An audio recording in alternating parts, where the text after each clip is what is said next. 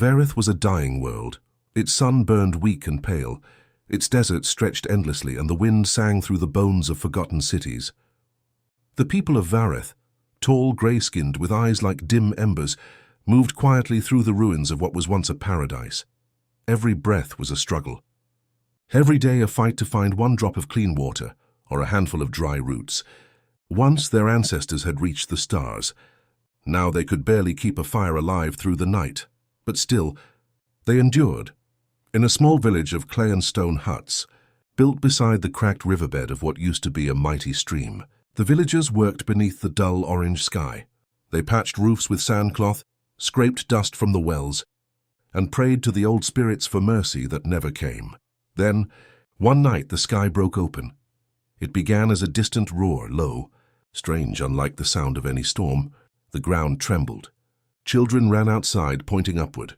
Above the horizon, a streak of silver light burned across the heavens, tearing through the thick clouds like a blade. "Another meteor?" one villager whispered. "No," said another, eyes wide. That's a ship." A ship. The word itself was almost forgotten among them. No vessel had fallen from the stars in hundreds of years. The light grew brighter, white-hot, dazzling, and then came the sound, a scream of metal against wind, echoing across the valley. The villagers shielded their eyes as the ship fell closer and closer, until with a deafening crash, it struck the desert beyond the ridge. A cloud of dust and fire rose high into the air. The night turned red. For a long moment no one moved. Only the wind spoke, carrying the hiss of cooling metal. Finally, the village elder, a thin grey being named Thalen, took his staff and stepped forward. His voice, cracked by age, broke the silence. "Gather torches. We must see what has fallen from the heavens." Some protested. "It could be poison, or a weapon from the old wars." Thalen only shook his head. "Perhaps. But if it is not, then maybe it is something we have been waiting for." And so they went, 20 villagers wrapped in their dust cloaks, walking into the storm. The wind whipped their faces, sand stinging their skin. The burning smell of fuel and scorched metal filled the air. When they reached the crash site, they saw it half buried in the sand, a small, broken craft of silver and black, torn open like a wounded beast. Steam hissed from its sides. Sparks flashed in the dark. The villagers stood in a circle around it, afraid to come closer. "What kind of machine is this?" one whispered. "It's not ours," another said. "Nothing on Vareth could fly for centuries." Then someone gasped and pointed. "There, inside!" Through the cracked glass of the cockpit they saw movement, a hand, pale and human-shaped, weakly pressing against the window. Thalen's eyes narrowed. "There's something alive in there." He stepped closer, ignoring the other's warnings. With the end of his staff, he pushed aside a twisted piece of metal and peered inside. His breath caught. It was not a Varethian. It was smaller, softer, and its skin was pale as moonlight beneath the blood and ash. Its chest rose and fell shallowly, each breath a struggle. A broken helmet lay beside it, showing short brown hair and a human face, young, scarred, and frightened even in unconsciousness. "What is it?" whispered one of the villagers. Thalen didn't answer right away. He looked up at the sky that had long ago abandoned his people, and then back at the creature before him. "A traveler," he said softly. "From the stars," the others murmured in disbelief. "No, that's impossible. No ships travel anymore. No one crosses the void." But Thalen could see the truth in the wreckage, the markings on the hull, the strange symbols burned into the metal, the technology far beyond anything left on Vareth. He looked at the human again. The creature's lips moved faintly, a whisper escaping. One word, soft and broken, carried on the wind: "Help." The villagers froze. Even though they could not understand the word, they understood the meaning. Thalen turned to his people. "We cannot leave it here. It will die before dawn." A younger villager stepped forward, fear in his eyes. "Elder, what if it brings death upon us? What if it's a weapon of the old ones?" Thalen placed a trembling hand on his shoulder. "And what if it's not? What if it's a sign that the stars have not forgotten us?" He looked again at the dying stranger. "If there is even one chance that this being means us no harm, then we will not be the ones who let it die." The villagers hesitated, torn between fear and compassion. But one by one they nodded. They tore open the rest of the wreckage carefully, pulling away smoking metal until they could reach the stranger. The air inside was hot and foul with chemicals. When they lifted the human out, his body was light, fragile, burned, bruised, his breathing shallow. They wrapped him in a sandcloth and carried him through the storm, back toward the faint glow of their village fires. Behind them, the broken ship hissed one last time, sparks flickering like dying stars before going dark. As they walked, lightning flashed across the distant hills. The elder's mind churned. Who was this creature? What world did it come from? And why had it fallen on Vareth, a world long abandoned, cursed by its own past? When they finally reached the village, Thalen laid the human gently inside his own home. The other villagers gathered outside, whispering in fear and wonder. The elder looked down at the strange being whose face was calm now, chest rising and falling softly. "If we help it," Thalen murmured to himself, "will it bring death or hope?" He turned to the others and spoke aloud. "Prepare water, food, medicine. Whatever we have, give it." The villagers exchanged uncertain looks, but they obeyed. They brought their last supplies, bitter herbs, filtered water, a few drops of healing oil. As they worked through the night, the storm outside began to fade. When dawn came, the first light of Vareth's weak sun touched the edge of the horizon. The alien elder watched the human breathe, slow but steady, and felt something stir deep within him, something he had not felt in decades. Hope. For the first time in generations, the people of Vareth had saved a life instead of watching one fade away. And far above them, beyond the clouds and the broken stars, destiny began to turn. The sun of Vareth rose weakly, a pale orange disk behind a curtain of dust. Its light spread over cracked plains and forgotten ruins, over people who had long ago stopped expecting miracles. Inside a small hut made of clay and stone, a human lay motionless on a bed of woven fibers. His body was bruised, his arm wrapped in cloth, his breathing slow but steady. Beside him sat Elder Thalen, watching in silence. For the first time in many years, the old alien didn't know what to do. He had seen sickness, famine, and death. He had buried friends and watched his world fade. But never had he seen a creature from the stars. Never had he seen someone who didn't belong to Vareth. The human stirred, groaning softly. His face twisted in pain, eyes flickering open. For a moment he stared at the ceiling, confused and dazed. Then he turned and saw Thalen. His voice came out rough, weak, barely a whisper. "Where am I?" Thalen leaned closer. His own voice was low and careful. "You are safe, traveler. You fell from the sky. We found you in the desert." The human blinked slowly, trying to understand. "The crash, my ship." "It was destroyed," Thalen said gently. "You were lucky to live." The man's breathing grew faster. He tried to sit up, but the pain forced him down again. Thalen placed a hand on his shoulder. "Rest, you need strength first. Ganses can wait." For a few moments they just stared at each other, two beings from different worlds, bound by a single act of mercy. Outside, the village was awake. The grey-skinned Varethians whispered among themselves, some fearful, others curious. Children peeked through cracks in the wall, their wide eyes filled with wonder. They had never seen skin so pale or hair so short. A young healer named Mira entered quietly, carrying a bowl of water mixed with herbs. She knelt beside the human and pressed a damp cloth against his forehead. "He burns with fever," she said softly, "but his body fights it. He is strong," Thalen nodded, "stronger than he looks." The human watched them, eyes moving from one alien face to another. "You helped me?" Thalen gave a slow nod. "Yes, though we have little, we share what we can." "Why?" the man asked. His voice cracked with disbelief. "You don't even know me." The elder smiled faintly, a weary expression. "Because once, long ago, we too waited for someone to help us. None came. We will not repeat the cruelty of silence." The man stared at him for a moment, then lowered his head. "Thank you," he whispered. The hours passed. The fever broke. Mira changed his bandages, gave him water drop by drop. The villagers brought what little food they had, dried roots boiled in thin broth.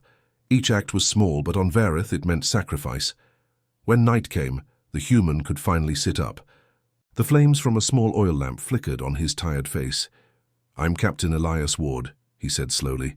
"Exploration Fleet, United Terran Command." The words meant nothing to Thalen, but the tone did.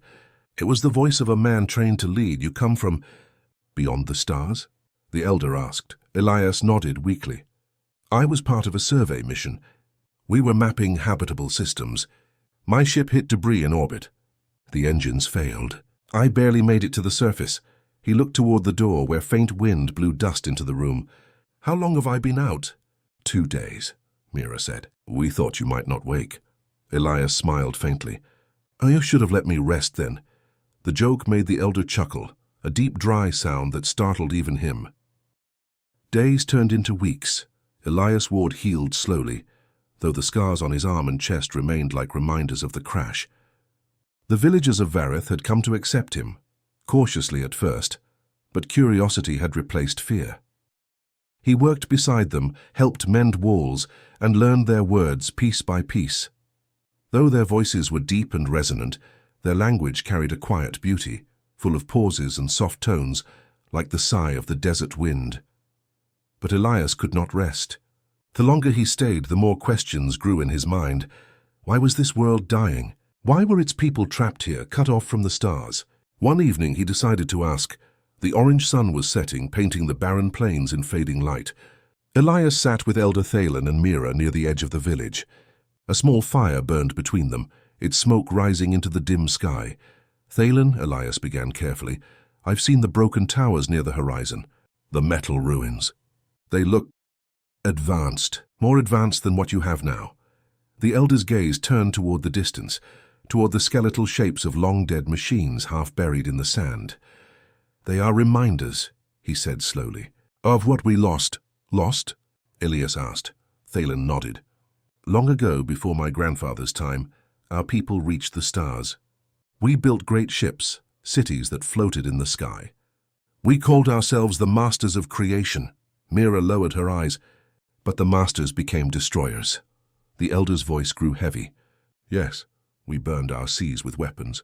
We fought each other for power, for pride, for things that no longer matter. Our machines poisoned the air and cracked the ground. When the wars ended, there was nothing left to rule. He pointed to the grey horizon, where dry winds whispered through empty valleys. Vareth was once green. There were forests here, rivers, and fields of fruit that shone like jewels. But now, only dust remembers them. Elias listened in silence, jaw tight.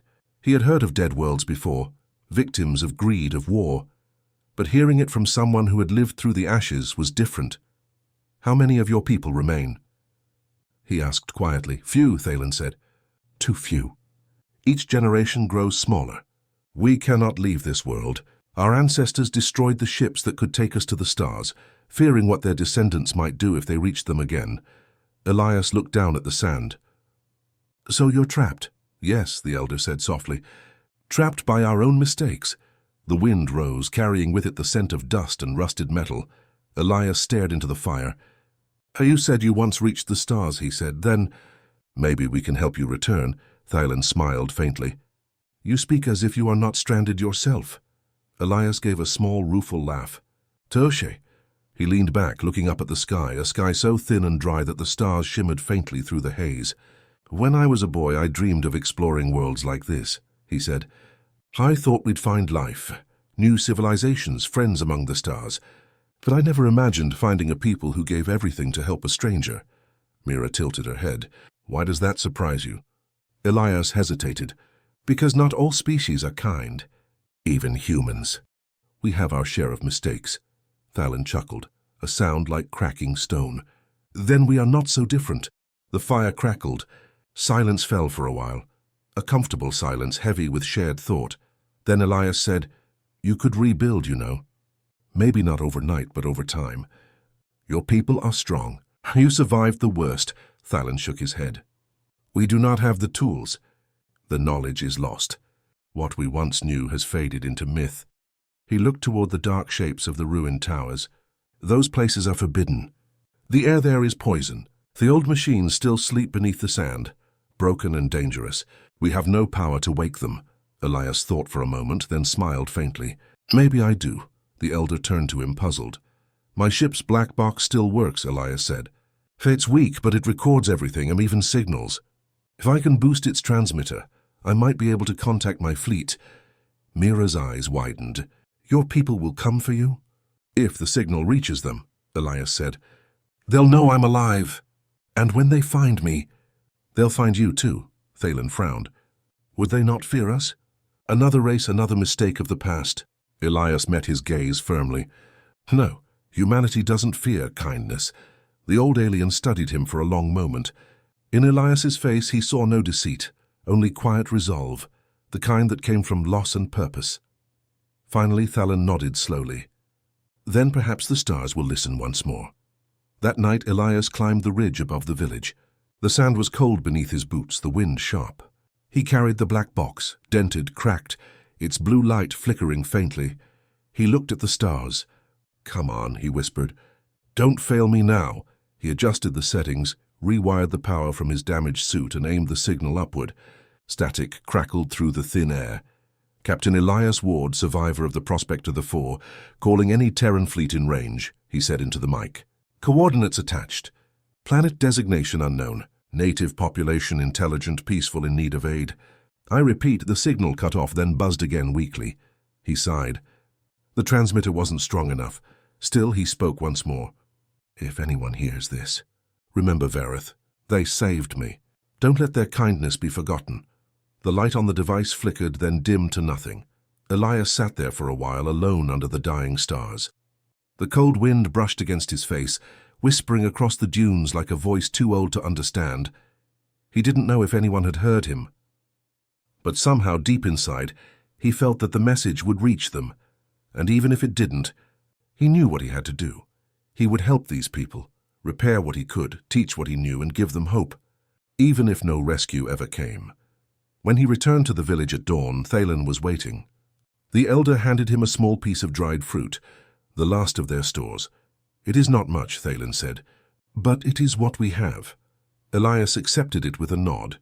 "And that makes it worth everything." The old alien smiled. "Strange are the ways of the stars. One falls from the sky and suddenly the old stories begin to breathe again." Elias looked toward the horizon, where the first light of morning touched the ruins. "Then let's make sure those stories end differently this time." And as the pale sun rose over the wasteland, a spark of something ancient stirred in the air, something that had not existed on Vareth for a very long time. Hope. Weeks passed on Vareth, the once weak human. Captain Elias Ward had grown strong again. His wounds had healed, though faint scars still crossed his face and arms. The villagers no longer whispered when he passed. Now they greeted him, offered him water, and sometimes even smiled. To them, he was no longer the stranger from the sky. He was Elias, the man who shared their food, helped rebuild roofs, and fixed broken tools with clever human hands. He taught them small things, how to make better fire with metal shards, how to purify brine water with heated stones, how to make simple machines spin again. And in return they taught him patience, silence, and the strength that comes from surviving despair. But the time had come to leave. Elias had been working for days on the remains of his crash pod out on the edge of the dunes. The ship's hull still smoked faintly from the impact, but inside, he had salvaged enough power to rebuild a small escape craft, just enough for one person to reach orbit, and maybe, just maybe, send a clear distress signal to the Terran fleet. The villagers helped him drag pieces of the wreck across the sand. Even the children joined, pulling with ropes and laughing in the dust. For the first time in years, the people of Vareth had something to do, something that mattered. When the final plate was fitted and the power cells hummed with faint light, Elias stood back and exhaled. "It's ready," he said softly. Behind him, Elder Thalen and Mira watched silently. "Will it take you home?" Mira asked. Elias looked up at the dull sky. "If it holds together long enough, it'll take me to the stars. From there my people will find me." Thalen tilted his head. "And if it fails?" Elias smiled faintly. "Then at least I tried." That evening the whole village gathered around a fire. It was not a feast. There was too little food for that. But it was a farewell. The flames painted the faces of the Varethians in gold and shadow. The wind carried the scent of smoke and the dry sweetness of fruit. One of the last remaining trees had offered. Elias sat beside Thalen, his hand resting on the elder's staff. "You gave me life when I had nothing," Elias said quietly. "Your people saved a stranger who fell from the sky. I won't forget that," Thalen smiled sadly. "We did what was right. That is all." No, Elias said firmly. You did more than that. You reminded me what humanity is supposed to be. The elder looked at him with old wise eyes. And what will you tell your people about us, human? Elias paused, then said, that even in the darkest corners of the galaxy, compassion still burns brighter than any star. Thailand nodded slowly. Then perhaps the stars will remember our names again. When morning came, the villagers gathered at the edge of the dunes to watch him leave. The small escape pod stood upright, patched together from broken metal and hope. The air shimmered with heat. Elias wore his repaired spacesuit, scratched, scorched, but serviceable. He held his helmet under one arm and looked out over the gathered crowd. Children stood in front, their grey eyes wide. Behind them, the adults waited in silence. Even the desert wind seemed to still, as if listening. Elias turned to Thalen. You've given me more than I can repay. Months passed. Then seasons on Vareth. Time had little meaning. The sun burned the same dull orange every day, and the wind never stopped carrying dust over the cracked plains. The villagers of Thalen's tribe went on as they always had, hunting for roots, cleaning wells, watching the sky with quiet eyes. But something had changed. Where once there had been only silence and survival, there was now a small spark of hope. The memory of the human and of Elias Ward had taken root in their hearts like a buried seed waiting for rain. Sometimes the children asked, Elder Thalen, do you think he reached the stars? And the old alien would smile faintly. Yes, he would say, the stars remember those who do good. Still, as the months faded into another long, dry year, even Thalen sometimes doubted. No ships crossed the skies anymore. No one came, until the night the heavens broke open once again. It began as a rumble, faint at first, like thunder rolling behind distant hills. Then came the light. The villagers ran out of their homes, staring upward. Across the horizon the clouds glowed white, then gold, then a burning blue. Another storm? Mira whispered. Thalen shook his head slowly. His voice trembled. No, that is no storm. From the sky a formation of lights descended, dozens of them cutting through the clouds in perfect lines. They moved with purpose, not like falling debris or meteors, but like ships, enormous ships. The air trembled. A sound like the roar of 10,000 winds rolled across the valley. Children screamed and pointed. Adults dropped to their knees in awe and fear. One of the larger ships slowed, hovering above the desert where Elias's pod had once crashed. Its hull gleamed silver in the sunlight, bright and beautiful. Huge engines glowed with blue fire. On its side, strange letters shone, symbols none of the villagers could read. But Thalen recognized one of them. It was the same mark that had been carved into Elias's broken uniform, a single word from another world. Terror. The elder fell to his knees. His voice shook. He kept his promise. The ships spread across the barren plain. Some remained in the sky like guardians, while others landed gently upon the dust, sending ripples through the air, and then, from the largest of them, descended humans. Men and women in shining suits stepped out, carrying tools that hummed and glowed. They moved slowly, carefully, their helmets reflecting the sunlight. At their front walked a figure in white armor, his helmet under his arm. His face was lined with age and wisdom, but his eyes, blue and bright, were filled with warmth. Elder Thalen took a step forward, his heart pounding. Elias? The man smiled. Hello, old friend. It had been years, but the voice was the same. Captain Elias Ward had returned. The villagers gathered around, trembling with disbelief. Elias knelt, placing a hand against the sand. Still dry, he murmured. But not for long. Behind him the human fleet began to move with precision and grace. Giant machines unfolded from the ships, silver towers that burrowed into the ground. They released glowing vapor that spread like mist over the barren soil. Then came the sound of thunder, not from the sky, but from the ground itself. Pipes and rods drilled deep, drawing moisture from beneath the crust. From the machines, streams of blue light pulsed outward, seeding the land with life. Within minutes, the cracked sand began to darken.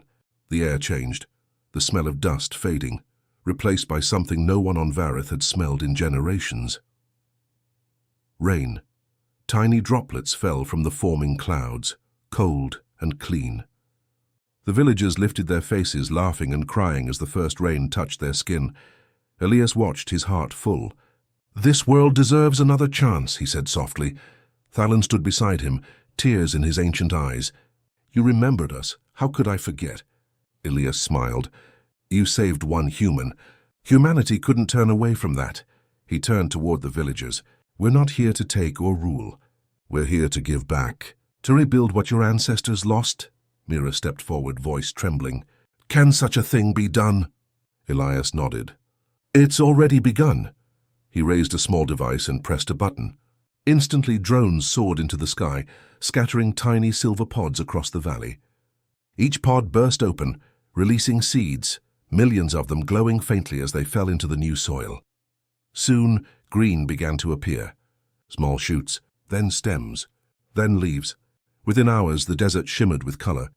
The people gasped as flowers bloomed where once there had been only sand. Thalen dropped to his knees, whispering words in his native tongue, an old prayer of gratitude that had not been spoken aloud in 100 years. By nightfall, the plain was alive. Streams of fresh water flowed through the old riverbeds. Strange trees from Earth took root beside native Varethian plants, blending together in harmony. The humans worked tirelessly, their ships lighting the horizon like a second sunrise. The Varethians helped where they could, carrying tools, planting seeds, learning the names of these strange new fruits that shimmered under twin moons. Mira approached Elias, her face lit by the glow of the terraforming towers. "Why do this for us?" she asked softly. Elias looked toward the sky where the stars now shone clearer than ever. "Because kindness spreads," he said. "You saved one life. Humanity remembers every act of mercy, no matter how small. That's what makes us who we are." When dawn came, the world of Vareth no longer looked the same. The desert had begun to bloom. Thalen stood at the edge of a new stream, watching the water run between his feet. For the first time in his long life, he heard birds singing, brought from Earth to balance the growing ecosystem. Elias approached him quietly. "Do you still think the stars have forgotten your people?" Thalen shook his head slowly, smiling. "No, the stars were only waiting for us to remember them."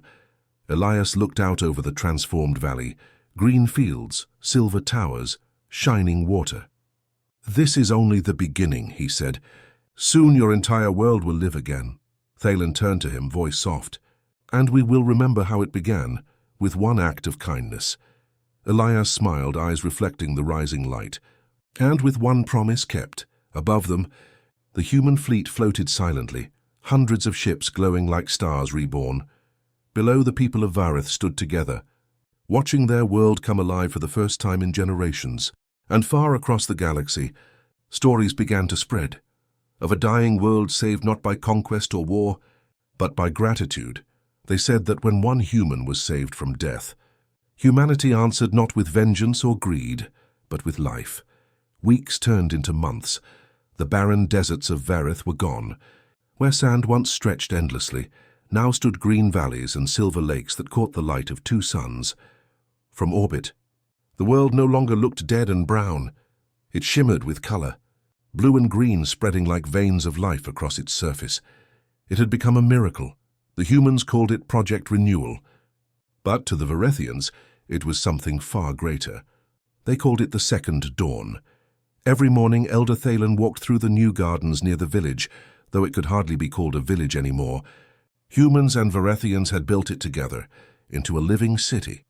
Its homes carved from growing trees and stone, powered by small, humming crystals of light. He watched children, both alien and human, run between rows of fruit trees, laughing as the branches shimmered with color. The fruit glowed faintly, golden and sweet, a mix of earth and Varethian plants combined by human science. Life had returned, and yet Thalen still remembered the first time he had seen Elias, weak and broken in the sand, so close to death. It felt like another lifetime. Now Elias walked beside him, wearing a light uniform marked with both symbols, the Terran flag and the Varethian crest. "Hard to believe," Thalen said quietly, "that all of this grew from a single act." Elias smiled. "Kindness grows faster than any seed, Elder." In the distance, towers gleamed, tall human structures collecting sunlight and purifying air. They were not built to dominate, but to sustain. Around them, new towns had appeared, each a mix of human and Varethian design. Ships came and went, bringing supplies and scientists. But humanity didn't colonize Vareth. They restored it, then shared it. The people worked side by side, planting, teaching, learning from one another. Varethian farmers used old songs to guide growth, and the humans studied them with fascination. In return, humans shared machines that could pull water from air and light from stone. And through it all, Elias led with quiet grace, not as a conqueror, but as a bridge between two worlds. One afternoon, Mira, now a young leader among her people, approached Elias with a small crystal in her hand. "This," she said, holding it out, "grew where your ship first crashed. We found it among the roots of the new forest." Elias took it carefully. The crystal glowed softly, warm, alive. "It's beautiful," he said. Mira nodded. "We believe it formed from the metal of your ship, mixed with our soil and the energy your people brought." "It's both of us," Elias smiled, turning the crystal in his hand. "A symbol of what we've built together." Mira's voice softened. "And a reminder, if one human can bring life back to a world, imagine what many can do, if they choose compassion over fear." Elias looked out over the valley, where green waves rolled in the wind. "Maybe that's the lesson the galaxy needs most," he said. "That mercy can reshape worlds." That night the people gathered in the new plaza, humans and Varethians together. They celebrated the end of the first harvest since the renewal began. Bonfires burned bright, and strange music, if they called it, the day the sky returned. Years passed. The story of Vareth spread through the galaxy, carried on radio waves, through trade routes, and across the minds of countless species. They called it many names. The blooming, the miracle of the grey world, the kindness that reached the stars. But among humans it had only one name. Vareth, the promise kept. Across hundreds of worlds the story was told again and again. It began the same way each time. Once a dying alien world saved one lost human. And humanity answered, not with war but with life. At first some doubted it. Surely, they said, humans were not known for such peace. Surely it was just a myth, but the proof was undeniable. The world of Vareth now stood as a living paradise, its deserts replaced by endless gardens, its cities alive with song, its skies bright with trade ships and learning vessels, and every visitor who walked beneath the glowing trees heard the same quiet words etched into the first monument built there. "Kindness gave us life. We give it back to the stars." Elder Thalen had long since grown frail, but he lived to see his people reborn. He spent his last days sitting beside a river that had once been nothing more than a crack in the sand. Children played nearby, both human and Varethian, their laughter soft as wind chimes.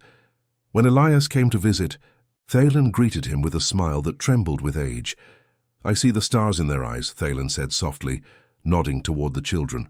"They will never know hunger, never know the fear of dying worlds. That is your gift to them." Elias knelt beside him. "No, Elder, that was your gift, and to me. We just passed it on." Thalen chuckled weakly. "Then promise me, Captain Ward. Promise me that humanity will keep passing it on, that our story will not end here." Elias took the Elder's hand, his voice steady. "I promise." When Thalen passed away under the twin moons, the whole world mourned. Humans and Varethians stood together by the great river as they laid him to rest beneath the roots of a giant fruit tree that glowed with silver light. The wind that day carried a strange calm, as if the planet itself bowed in gratitude. And when the first petals fell from the tree, they drifted across the river like stars. Mira, now the new leader of the Varethian people, stood beside Elias. "He lived to see what he dreamed of," she whispered. Elias nodded. "And his dream became our mission." Over the next decades, humanity's fleets changed. The Terran Navy, once made for war, became known instead as the Gardener Fleet. They traveled not to conquer, but to heal. They restored lost worlds, seeded dead moons with forests, and helped rebuild civilizations broken by time or tragedy. And wherever they went, they carried a simple emblem on their ships, a glowing fruit tree, its roots wrapped around a single human hand, the Vareth seal. Each world they helped received a seed from Vareth's forests, a living reminder of the day compassion changed history. Elias grew older, but never stopped working. He commanded no armies and ruled no colonies, but across the galaxy his name became legend. Some called him the man who brought the garden. Others called him the promise keeper, but when asked what he wanted to be remembered for, He always said the same thing. For listening when someone whispered, "Help it." One day, many years later, a small transport ship landed quietly on the edge of a new world, cold and grey, much like Vareth had once been.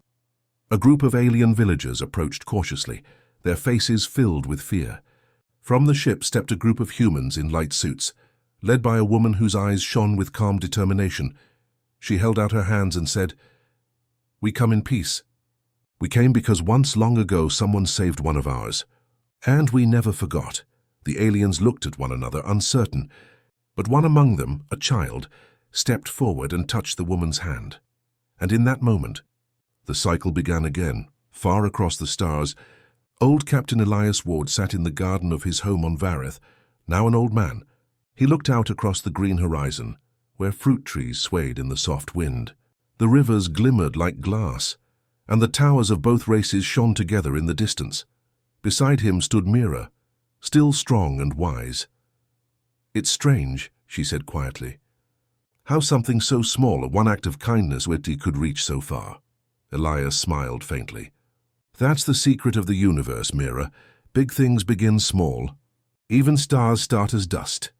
He reached down, scooping a handful of soil from the ground. "This," he said, "was once nothing but death. Now it feeds life." Mira looked at him. "Do you ever think the galaxy will forget what happened here?"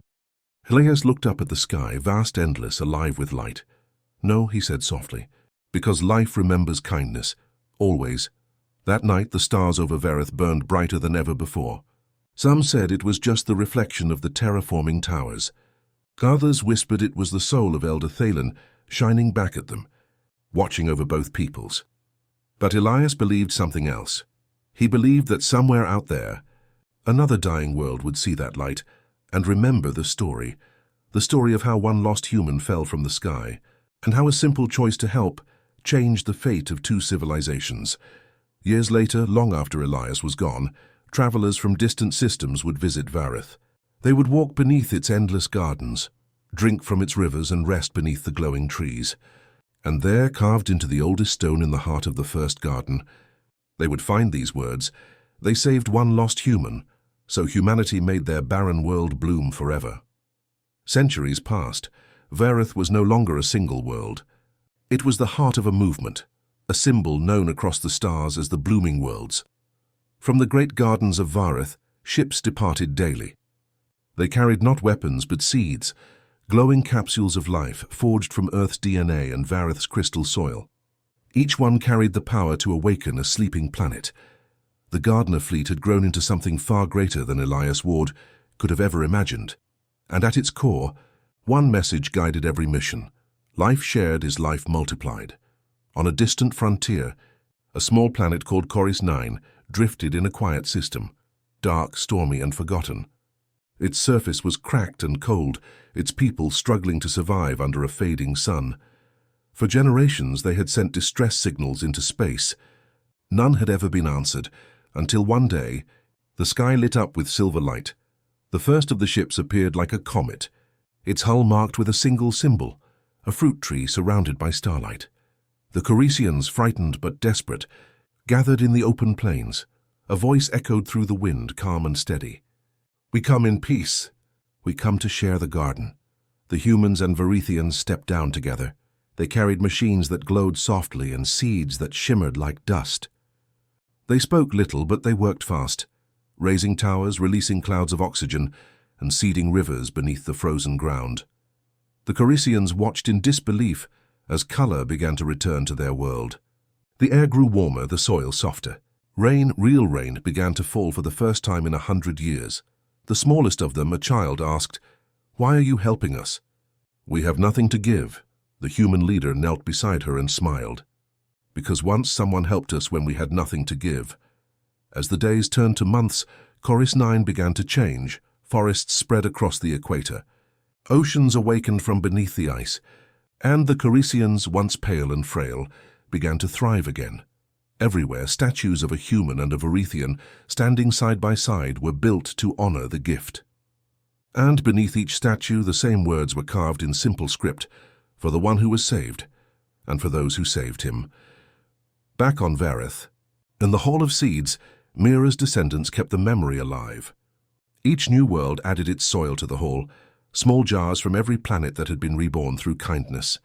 Thousands of them filled the great chamber, glowing like stars trapped in glass. A young Varethian apprentice named Kale often came there to study. He would stare up at the names engraved into the ceiling, worlds upon worlds, and one name always drew his eyes: Earth. He asked the keeper one day, "Was Earth the first?" The old keeper smiled. "No, the first was a human, one soul who fell from the sky, and a people who chose to save him." Kale frowned. "Why did they help him if they were starving?" The keeper looked thoughtful. "Because they remembered something we must never forget, that mercy is not a trade.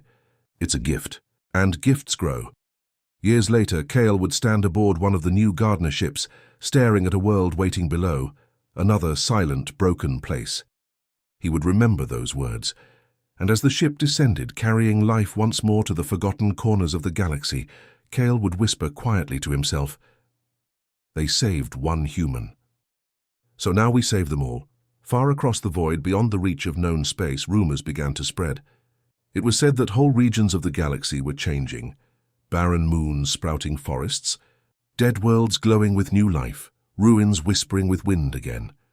And in the heart of every reborn planet, a single tree grew, its branches silver and gold, its roots deep and strong. They called them the trees of Vareth. Each one carried a fragment of human technology and Varethian soil, woven together as a living symbol of unity. And every traveler who stood beneath one would feel the same thing, a calm sense of peace, as if the universe itself was healing. Back home, Vareth had become the capital of the Union of Living Worlds. Its twin moons shone above vast forests, and its skies were filled with gentle ships carrying life across the stars.